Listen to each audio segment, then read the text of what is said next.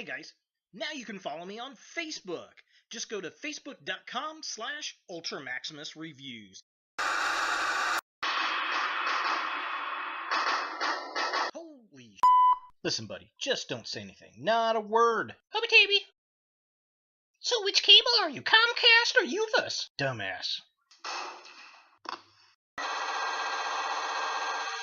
Fuck me.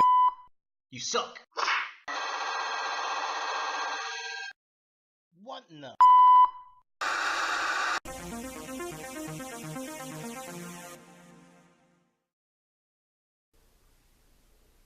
Hello YouTube, Ultra Maximus back with another toy review, and today we're taking a look at a Marvel Legends figure that's from the X-Men wave. It's Cable. And yeah, Cable is kind of an interesting mutant, I guess. I always remember Cable from the old X-Force comic with Rob Liefeld. He's from the future. He's one of the possible offspring of Jean Grey and Cyclops, and so he comes back in time. Him and is it Madeline Pryor, and I don't know. There's a couple baby Phoenix they called her. A couple different mutants that kind of pop back in time that are related somehow. Strife is an alternate version of him, I think. It's very, very convoluted. If you know the X-Men storylines, then you definitely know this character. He's also in a lot of Deadpool comics and rumored to be in Deadpool 2, which I think will be pretty fun. Now, this is not my particular favorite incarnation of him. This is kind of a more modern version of him. I like the one from the 90s, the one from the X-Force comic personally, but to each their own. So let's go ahead and take a look at the packaging. So here we have Cable in box, and it says Legends series with the yellow. It's got the X-Men logo at the top. It says X-Men down there. There's Cable. There he is. He comes with a build-apart for Juggernaut, and it's his ass, which is interesting. He's got some big old honking guns, and I gotta say that this character's got some heft to him. So I think he's going to be a pretty nifty little figure, even though he's not my favorite design. Costume-wise, we get artwork of him there in the yellows, and there he is again in the yellows. So yeah, that's pretty much it. So there's that. There's the X-Men logo. There he is. It says X-Men, Cable. Here's the artwork on the side. Looks kind of interesting. Here is the back of the packaging. So yeah, it's kind of an interesting piece here. He's looking very, very like an old grumpy old man on this box, which is kind of interesting. We get a tiny little write-up, all the other figures that you need to build Juggernaut plus Deadpool right there. And I've got all the figures except for Deadpool, which on one hand's okay because I don't need him to build Juggernaut, but I definitely want the Deadpool figure. If you guys got one and you want to see it reviewed, you can always send it here. Just saying, you know. Let's see. So yeah, there he is, looking kind of cool. Like the artwork. Here's the bio. If you want to pause and read that, you're more than welcome to. And then here are all the other figures you need to build Juggernaut. So yeah, that's pretty much it for the packaging on this guy. Let's go ahead and get Cable out of box and see what we think. So here we have Cable out of the package, and I've got to say, I'm actually liking this figure a lot more than I thought I was going to. It kind of kills me to say that because I don't like this variant of his costume, and it's growing on me. The more I pose it and kind of move around, the more I'm liking it. Now, I'd said that he was the possible offspring of Scott Summers and Jean Grey. That's wrong. It's Madeline Pryor, not Jean Grey. And he becomes, of course, Nathan Summers.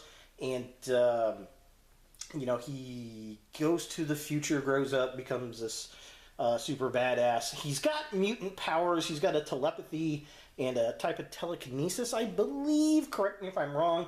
And he uses that mutant power to keep the techno-organic virus from taking over his whole body. Recently in the X-Men comics, he gets freed of that, and then they have to put like braces and things on his arms, and Forge makes this big weapon thing for his arm. Yeah, I don't know. I haven't followed it in years. When I think Cable, like I said, I think his first appearance back in New Mutants and then into X-Force, and that's the Cable I definitely dig. Now, this version does come with big honking guns, which on the offset I like, but the thing is they don't fit in his hands proper, and I'll kind of show that here in a little bit. He also does come with a build-apart figure for Juggernaut. It's his ass. Woo! Juggy ass. And the interesting thing about this is the belt is removable. So like a lot of these X-Men figures, you can move the part around. It's not actually molded on, which is interesting. So you can have the option of building your Juggernaut with or without a belt. So that's kind of interesting and kind of cool. I definitely dig that. But yeah, so these guns, they're pretty cool. They're pretty detailed. I like how this one has the bullets coming out. It's kind of a metallic green, which is weird. I don't know how well that's going to show up on the camera. So is this one. They don't fit in his hands proper.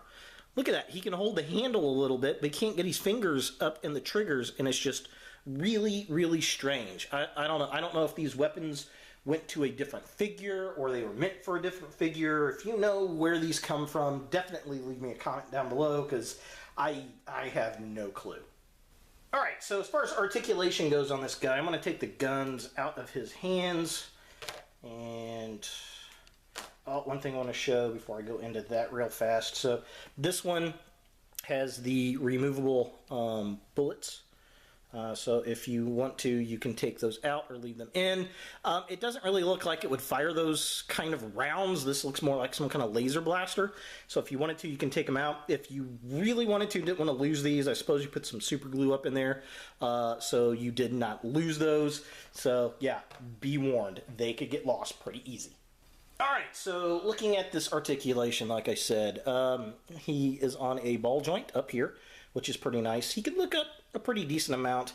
He can look really far down. It looks like he's sniffing his armor, which is interesting. And then I really like how this is a separate piece than the actual molding, which is very, very cool. At least it looks like it. It may not be. But it's very nice, very cool. I am digging that. He does have an ab crunch there. It goes up that far. He has a diaphragm joint, nothing at the waist, which is kind of weird. His arms go up that far. They do twist around. They've got an upper bicep twist. And yeah, looking at that, I'm going to say it is one molded piece. It just doesn't look like it. Very well done. So this bicep moves around. He's got a double jointed elbow, which is nice. He's a twist at the wrist along with a hinge, which is very cool. His legs go up really, really far. They don't go back very far. They go out about that far. He's got that double jointed knee, which is really, really nice. There is no twist at the boot. There is a twist at the upper thigh, though. He's got ankle pivot. Well, ankle hinge, and then I like how the armor plate is not hampered by that. It is slightly up a little bit. It does twist around, and of course, he does have that crazy ankle rocker pivot that we love! With this being his widest possible stance with both feet still flat on the floor. Not bad for an old man. So taking a closer look at Cable here, I gotta say the sculpt on this is really nice. I love the techno-organic virus on the side of his face, the red eye. He looks like a grumpy old man, and there's something about it I like. The hair sculpt, I like the top of it, but as you look towards the back of the hair, it just kind of flattens out and it loses all of that detail, which is very disappointing. Now, the armor piece that he's got on his chest, love all the little gray detail bits in there. Very nice, kind of a Kevlar-y kind of look. I mean, it looks like a nice, big, bulky piece of armor, and I like the fact that it's not actually just sculpted chest. It's a separate piece that's on his chest, so if you wanted to cut it off, I guess you probably could. I like how the techno-organic virus goes down his neck. The other side shows flesh. The scar tattoo of the X logo on the side of his arm looks nice. Just a really, really good job. That kind of metallic gray look going on there on the back of the armored vest. very cool, very nice. The techno-organic virus on his upper arm, very cool. And he's got all the scarring over his eye, which just looks super, super sick. So taking a look at the midsection of the figure, again, that chest armor just looks really nice. I really don't like the costume much, but it looks good in plastic. This thing feels very solid. I love the gloves on his hand there. Again, the scar tattoo on his arm, very, very cool. All the pouches around his waist, very nice. The brown versus the gray pants. Love the techno-organic arm. I think we're going to see this with Colossus. I'm pretty sure there's a Colossus figure coming out. A lot of this is going to get reused for him, I think. The belts, all that, the buckles, I mean, just look super sick.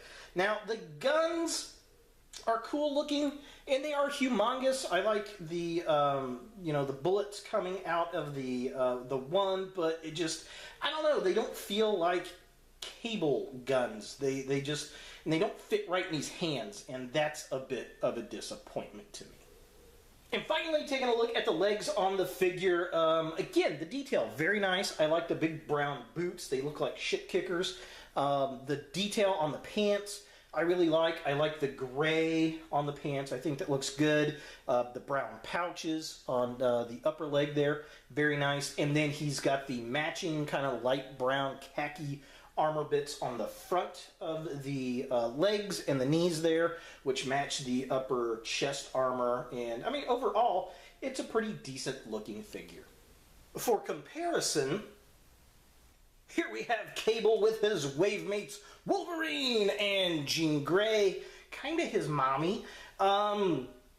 He's big. He's a tall figure. He might be the tallest out of the wave. I'll have to compare them all. But he's definitely cool, very, very detailed. Again, I kind of have to go back. It's not my favorite costume, but I'm very impressed with the design of the figure, and as far as an action figure goes, it's pretty damn cool. So is Cable a figure that you want in your Marvel Legends collection? Well, if you're an X-Men fan, you're going to like this guy, I think. If you're a Cable fan or X-Force fan, then yeah, you're probably going to like this figure. I gotta say, I had very low expectations of this figure. I thought it was going to be one of my least favorite figures in the entire run, but I actually appreciate the figure. I like it. It's good. It's hefty. There's tons of detail on this character. Even though this is not my preferred costume for Cable, I think it's a much more advanced sculpt and detail from the original Cable, with the costume I do like from the original Marvel Legends version of him. So it's definitely a cool looking figure. There's also people who've done custom heads of this guy out there, and they've put this head on Strife. And yeah, I mean, overall, I gotta give it to the figure. It's very nice. I am disappointed with the guns, as they fit in his hands goofy, and there's no place to actually store them. They just, while Cable always has humongous guns, they just don't feel like they should belong to him. I don't know. But overall, definitely a pretty decent action figure. So there he is, Cable from Marvel Legends X-Men. Hey guys, thanks for watching. If you like this video, thumbs it up. If you hate this video, thumbs it down. To watch more Ultra Maximus, click on the links to the right. Don't forget to subscribe and share, like us on Facebook, and look for more videos in the future.